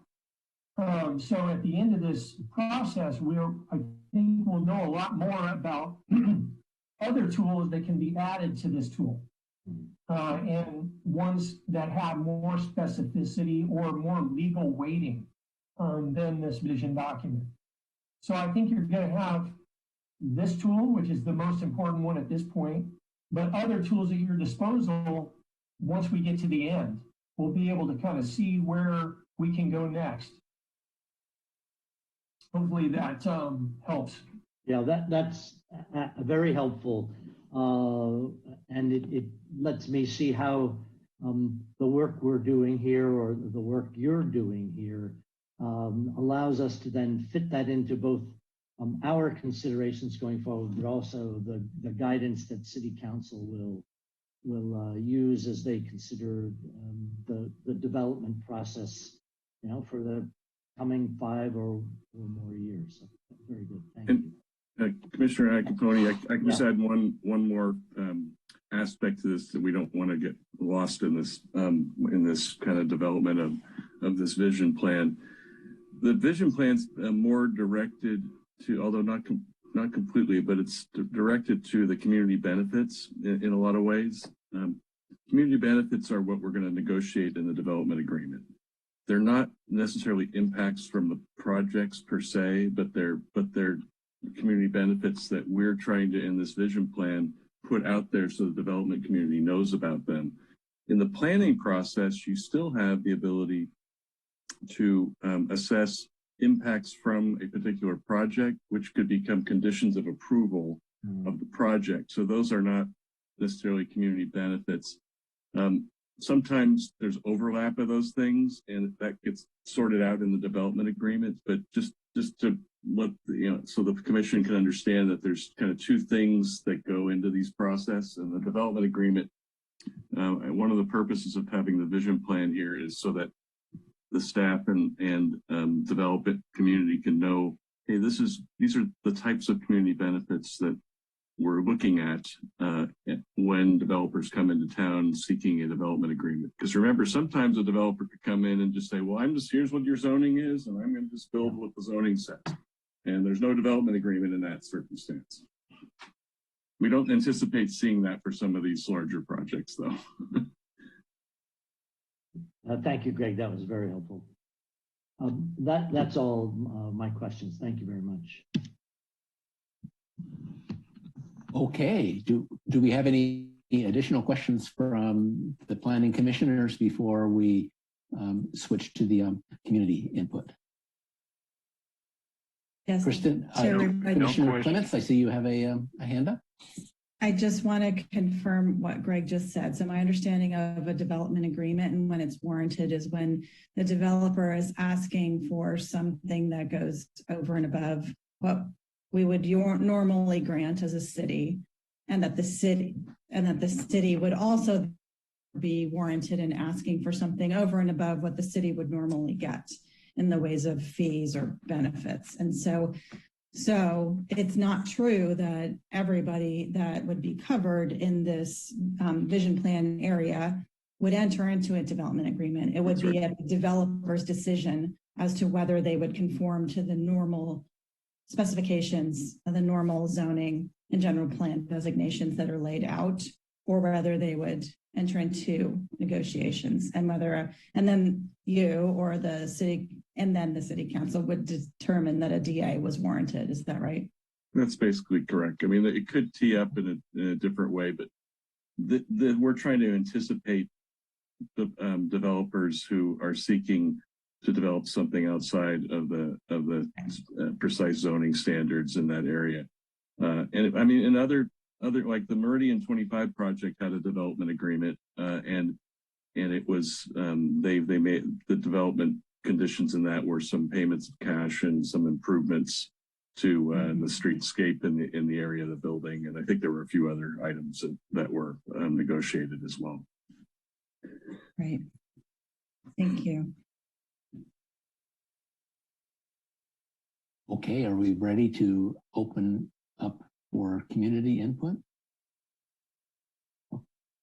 Please. We did receive 2 written comments. Maybe we can questions. We can start with those. The first from David Krabbe, and I think we've answered this one, but I'll read it. If all proposed projects are approved in the next few years, how many new jobs can be expected to be added to the city? How does this affect future jobs housing ratio? How many new homes would be needed to maintain a healthy jobs housing balance? And can the city meet this future need? And I think Al answered that already, so maybe we don't need to repeat ourselves there. The second question is from Martha, and that is, what has been implemented to address the significant increase in traffic between Hawley Street and Industrial and 101, and the severe impact it will have on the overpass into Redwood Shores and Redwood Shores Parkway?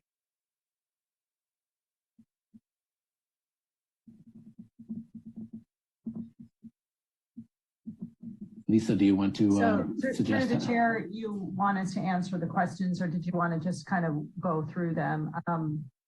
Well, if a feedback is possible, then of course that's sure. nice. Well, I think there's just one more that just came in, but then we'll see if it has any verbal comments, and then through the commission, if they would like staff to answer those, we can. Oh, I see. So yeah, but what I will say in response to the question typed in by Martha, in terms of traffic, addressing traffic and traffic impacts, this is a perfect opportunity to address these types of concerns about traffic in the area as part of the Alexandria EIR that it will be prepared, and the scoping meeting, which is intended to be the time for the public to come forward and let the city know what they believe should be addressed within the EIR. And of course, traffic circulation is one of the parts that is looked at under the environmental impact report.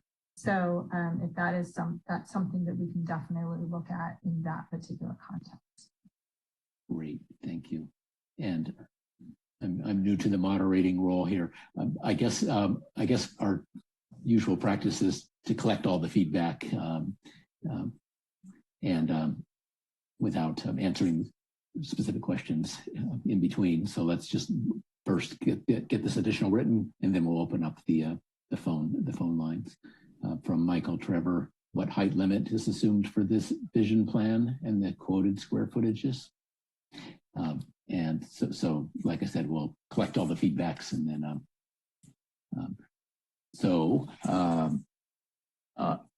is there anybody in the waiting room who would like to speak? And if so, you can use the raise hand icon or press *9 on your phone. And Sarah, do you know, is there anybody in the waiting room? Yes, there are 3 attendees.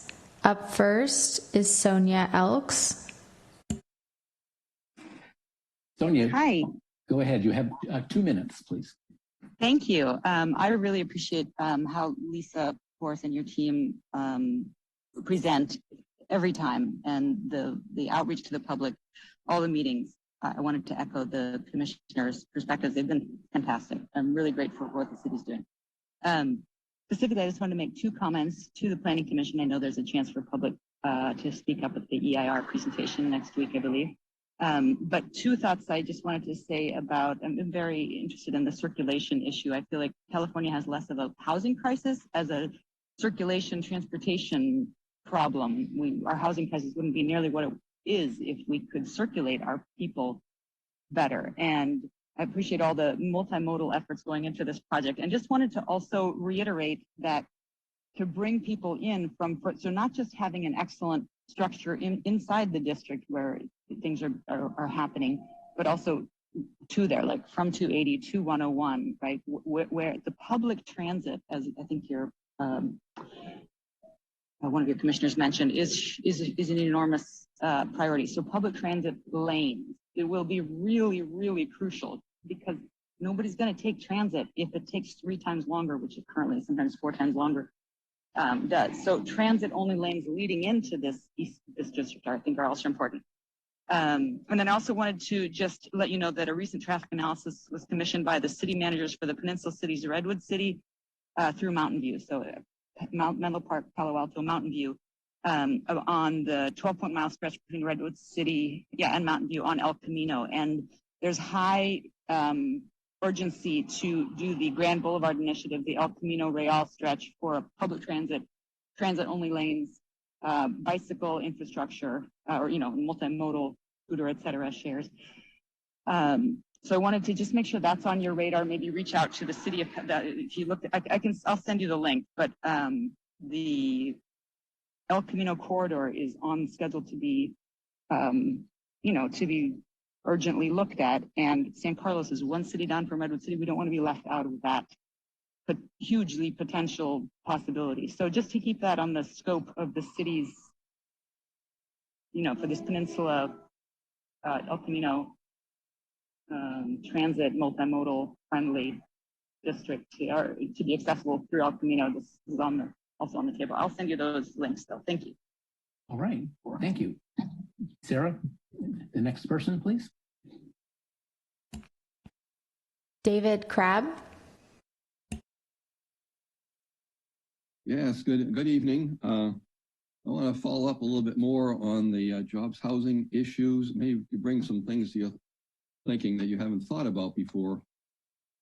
Number one, Al was correct that San Carlos currently appears to have pretty much a good jobs housing balance. In fact, he sent me the data on that a year and a half or so ago. But what comes along with that is, interestingly, and Al can correct me on my numbers, but it was something like 90% of the people who live in San Carlos commute out of San Carlos to work, and 90% of the people who work in San Carlos commute into San Carlos to work. So even though we have a jobs housing balance in San Carlos, the people who live in San Carlos are not working in San Carlos. And the thinking behind that right now is that the jobs that are currently available in San Carlos don't pay enough money to cover the $1 million homes that are in San Carlos. That's why the workers have to commute in. And also that the people who are living in San Carlos have to go to more expensive areas to get the jobs to pay for these expensive houses. So that's one issue of this. The following up on that, then, bringing in biotech in the area, can have some good impact in that the people who move into the biotech will possibly be able to afford housing in San Carlos.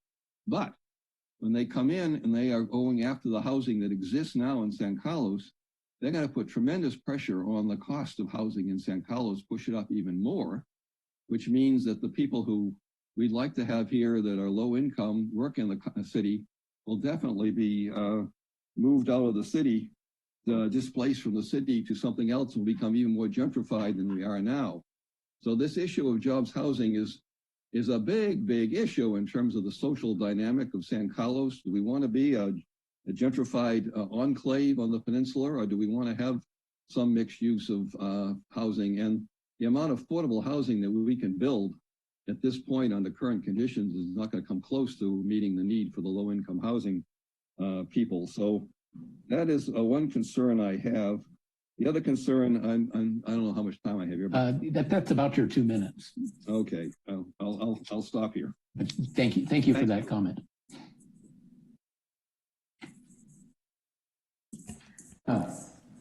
Sarah, is there an additional person in the waiting room? Yes, Rana Gundrum. Rana, you have 2 minutes. Go ahead. I needed to unmute myself. So I share the concerns of the other speakers. The one thing that struck me when the presentation was talking about challenges, that it did not address the traffic concerns that were brought up in the community sessions. There was quite a bit of talk about traffic on 101 and particularly Holly Street, both in and out of San Carlos. There's only one way to North 101 out of San Carlos, and that's on Holly Street. And then there are 2 ways to South 101, Holly and Britain. And the traffic is already horrendous, and it's only going to be worse. So, I know that there's the EIR, and that's going to be looked at as part of it, but it was disappointing because there was so much conversation about it in the community meetings, and it was not brought up at all in this presentation. So I just wanted to make that point. Okay, thank you for your feedback. Sarah, is there anybody else in the waiting room? Yes, Patty M. Go ahead, Patty. Hi, thank you for hearing me. So I'm concerned that this 9,000 new jobs by 20 that was discussed in the 2009 general plan up until 2030, that's way more jobs than new housing that's being asked of our city to develop, the 2760, in the next 8 years. So it's so weird for me to hear people say, oh yeah, our job is the housing balance is fine. And all these people will be taking transit because they're so close to downtown. And we used to hear, oh, the transit was important. People will take it if they're 5 minutes to transit. You know, that's why we have to have the transit village so high. And now it's like, oh, well, now we have a 15-minute window for people walking. So those kind of shifts in understanding of like how to get the city what it wants, which is more revenue, really bother me. And I think, it seems like the commission, you're asking good questions, but it seems like you're not aware of this Alexandria project that's going in where like the whole from industrial to Old County at the Kelly Moore site. And I just feel like that is so big. And I don't understand how like a bunch of those happening based on this vision of the industrial arts, whatever area, that really scares me. So all I can say is I don't see anybody from the east side on the commission, but if you're going to stay here for 10 years up until 2030, you're going to be getting big housing near you too. And you're not going to like it. And that's all I have to say. Okay, thank you for your comments. Yes. Sarah, is there anybody else? Yes. Debbie Baldocci. Hi, Debbie, you have 2 minutes. Thank you very much for the excellent presentation. The primary point I have tonight is related to the idea of all of this is being built in an existing flood zone. We have a pumping station there that is required to pump out water, and we live on the creek upstream. So that's the reason I'm so concerned about it. I've seen down Redwoods, we've got creek bank erosion. A PG&E line was uprooted. It took 10 hours for them to turn off the gas. So I think in the EIRs, they really aren't taking into consideration what the flood risks are, because sometimes the water in the creek can get up to 20 feet in an atmospheric river. And we've just been in such a dry spell for so long, people don't realize that. And the other thing is we already have flooding from king tides that exist now, and that's only going to get worse because of recent research that just came out this week. So one thing that would help is if you could help the public understand why it's appropriate ecologically to build in flood zones, whether or not you're going to replace the existing pumping stations that exist from Polgus Creek into Smith Slough, and whether or not you're going to not allow underground parking or subgrade infrastructure because of the water. And the other thing that was concerning too is that along the industrial, there was talk about all these trees that are going to be put down there. But at one of the meetings, they said, well, trees won't really do well down there because salt water has already intruded into the really shallow groundwater table. So I'd really appreciate it if the public was just more aware of this is a flood zone, who will have to pay for it when these areas get flooded, and especially biotech. Will it be the taxpayers? Will it be the developers? Who? So thank you very much. All right, thank you. Sarah, next person, if there is one. No more callers. Okay, so I'll read off the additional written comments that we've received. It seems like apartments would be a good addition to the area, but I've not seen much discussion or support for housing. Thank you. That's from Rich. Patty M., thank you. So then we may have many more jobs in housing. All right, thank you. Are there any additional comments that we want to capture for tonight from the commissioners, or are we ready to close this topic? Chair Roof, if I may, I would like to pick up one of the questions in the chat and ask staff to comment. Rich's comment about why apartments are not part of this in this vision area and why it is really an industrial area. Could staff talk about the general plan a little bit and why it is not a mixed use area? I've actually been wondering that myself. Thank you. Al, did you want to take this one or would you like for me to? Well, I think your work on the housing element is a good start. So if you maybe you could outline how we're approaching housing in the community at this point. Sure. And then I think, Kristen, I think maybe it was just a question, if I could just kind of confirm your question, maybe Al could help answer that part, this part, the next part, which is why wasn't the east side ever planned for housing? I think that was your question. Correct. Yes, in the current general plan. Right, right. Exactly. Why is this industrial?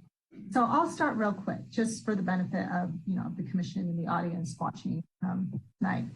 So right now, another project that the city is working on is an update to the housing element, and this has been underway since late 2020 with the kickoff of our first workshop in November. We will be having another workshop most likely in mid-August. So we're really kind of right in the thick of it. So essentially what we must do is update our housing element, and that is to update it with the goal of providing, making sure that we have enough land and zoning in place to accommodate at least 2,732 new units, net new units, on top of what we already have today from 2023 to 2031.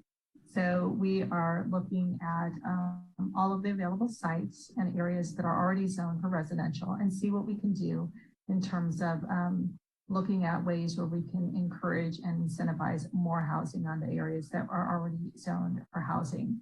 So by design, we did not immediately go into an industrial area to figure out if housing could be developed in that area. We want to first start with where our neighborhoods are, where there's already existing infrastructure for housing in place, where that land use compatibility was already a factor. But so the next step in the housing element process is really to go to the community, look at some case studies that we're currently working on for El Camino Real, and talk about the community's support for taller buildings, for higher density, for possible changes in parking to make that happen, to really incentivize the unit, looking at the unit mix, the average unit size. All of this is going into the case studies. So we'll be able to kind of share that in mid-August and really have that conversation. If the community decides that absolutely no way, they don't want taller buildings or more density, then we will have to look, start to look elsewhere to accommodate that, the need for additional housing. It's something that we have to meet. Our city, is, obviously cares very much about making sure that we have enough housing in a wide range of incomes as we continue to grow and evolve as a city. So that is currently underway. The website is www.sancarlos2040.org. And if you're not on our list already, you can go to that website and sign up and be part of that process. And then I'll turn it over to Al for the remainder of the question as to why haven't we seen residential zoned in this study area. Thank you, Lisa. So to answer your question, the great thing about San Carlos is that we have been a well-balanced community from a land use standpoint. We're very, very fortunate to have a good balance between the residential area and commercial, industrial, and retail land uses. Those land uses have sustained our community in terms of its economic health and sustainability for decades. And, you know, when you see a community that's overweighted in one direction or the other, there's typically an imbalance in terms of quality of life, the character of the community, and many communities are, you know, they're seeking balance. And so we're in an enviable position as a community just because of the natural asset that we have in terms of how our land is planned and where we are and some of the other things that we have, like the train and the freeways and such. So the way we're planned out is in that slide that we showed earlier in the presentation, where you see % plus of our retail sales taxes, where that comes from is the East Side area, and it has been that way for decades. And it's very important that it's not all about property taxes, right? It's a lot about economic sustainability in land use. Decision making is very important as well. And so we have been able to use the land areas that we have and have been planned over the years historically, and we've been able to survive and thrive as a community. And so back in 2009, we were in the middle of the Great Recession. And at that time, we looked at all our land uses, and we did the thing that we typically do, look at a general plan, is we look at, you know, how much land area is residential and how much is commercial. And if you look at that number, only about 16% to 20% of our land area is commercial. The rest of it is residential or other uses. So again, a very small, unique area of our community generating this retail sales tax, and with viable businesses that are unique in and among themselves, i.e. building and construction industry and other things like that. So back in 2009, when we took a look at the community, we said, well, at this point, and you can't really see the future far ahead, right? I mean, if we could, it would be great, but we do the best we can. And at that time, we thought, and we were also in a structural crisis as a city. We had about a $3.5 million deficit, and the city was, you know, at that time it was a pretty dire situation in terms of our budget, our city budget, and to provide police and fire services and other services, parks, libraries, etc. So when we looked at the where we could get our housing, where we could meet our RHNA number at that time, which is much lower, and where we could do economic development, where we could say, and we wanted to at that time, we wanted as a community, the direction and the philosophy and rationale was to look at our economy and see how we could do better so that our city could do better in terms of the services and amenities that we provide our community. And so there was a decision-making process that went on, and we did look at different alternatives. So we looked at alternatives where more of the land area went to certain types of uses, and maybe it was more mixed use. Maybe it was a little bit of residential on the east side. We did actually look at that at that time. And the decision was made at that time to do a little bit of residential on that side, but not, you know, wholesale change, because we didn't think, or the community didn't think, that it would be economically viable and advisable to do it. So East San Carlos Avenue and the greater East San Carlos neighbors will remember this discussion. There was industrial East San Carlos Avenue between Old County Road and Industrial was an industrial street. It was a light manufacturing. There was a lot of those businesses there, which remain today. Area was rezoned to mixed use in conversation with the businesses and the residents in the area. And then some area along the frontage of Old County Road nearest to the train station was also changed in the general plan to allow for mixed use development. So it was a measured approach at that time, based on the factors that we knew about at that time. Sorry for the deep history there, but it's all quite interesting, and I think it's interesting to know for our today's decisions. Al, thank you, because it is important to understand how the economics matter and how the city's fiscal condition matters. And we're seeing now the decision not to integrate housing really makes biotech space, which is light industrial in nature, be more flexible and more valuable in use. This would not be happening necessarily if multifamily had gone up next door to these sites. And so while I'm a big housing proponent, sometimes it makes sense to do more of a single type of use in an area. And then also the flood zone, as Debbie was noting as a speaker, there's certain reasons for it, the way that it looks. And I love that you've been here long enough and you're so skilled and knowledgeable, and you share that with us. So thank you for that. Okay, any additional comments on this subject? If not, I think we can close this session. There's no formal action. Do we need a motion, or do we just move on in the agenda? I think Greg was about to jump on, but I was going to suggest closing the public hearing and then we can move on to the agenda. I can move I to think the this public is hearing. just You need a motion? Oh, sorry, Greg. It's not a public hearing, but yeah, it's do we just need to close public comment? you could just move on to the next item back through the chair, declaring that we're finished, and then we'll go to the next item on the agenda. Okay, so we'll close the public comment.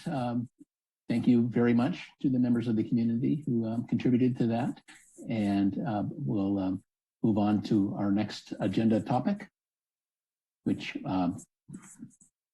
I believe is the reports, correspondence, and general information.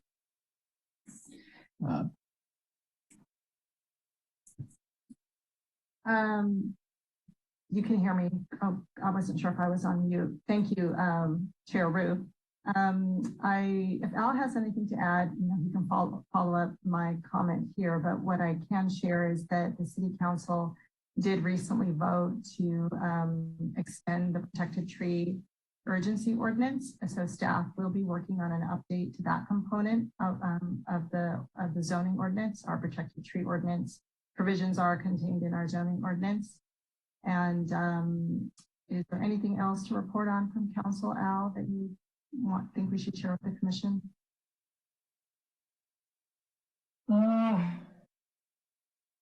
No, I think that's good. That's all I can think of right now. Thank you.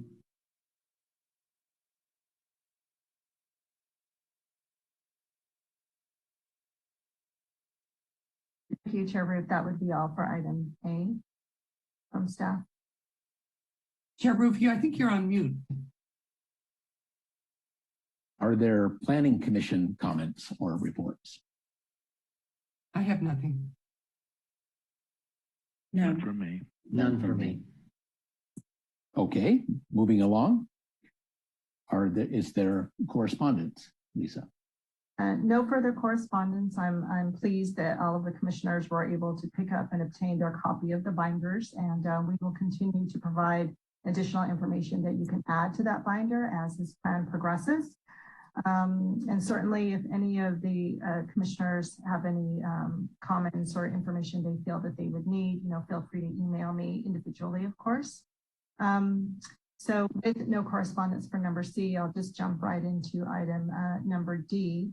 I will just remind the commission, and for the benefit of the public, we do have a planning commission hearing coming up on July 19th.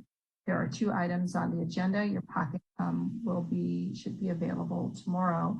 But again, the scoping meeting for the Alexandria Environmental Impact Report will be first on the agenda, followed by a public hearing item for 1030 Britton Avenue.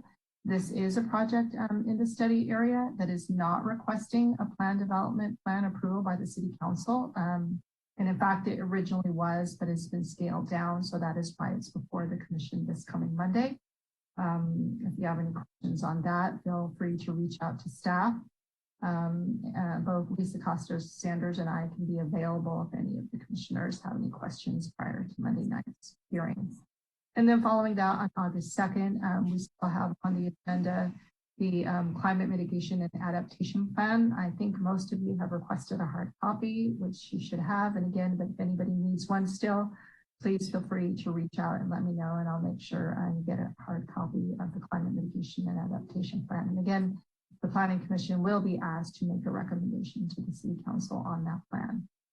And that plan is being led by Adam Lokar, our sustainability analyst out of the City Manager's office.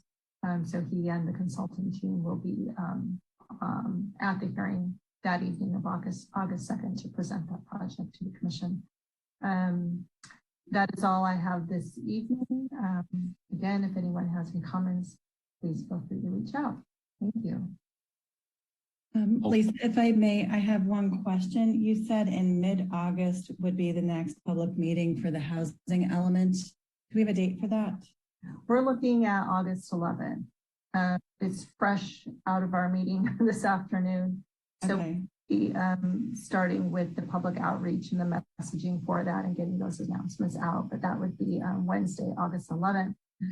Another 6 o'clock start time. Thank you. Okay, thank you, Lisa. And I believe that we can adjourn. Thank you, everybody. Thanks, David. Good job. Thanks. Good night. Dave. Well done, David. First time. Take care. Congratulations, David. Did great. Okay. Bye-bye. Good job. Thanks, everyone. Thank you all.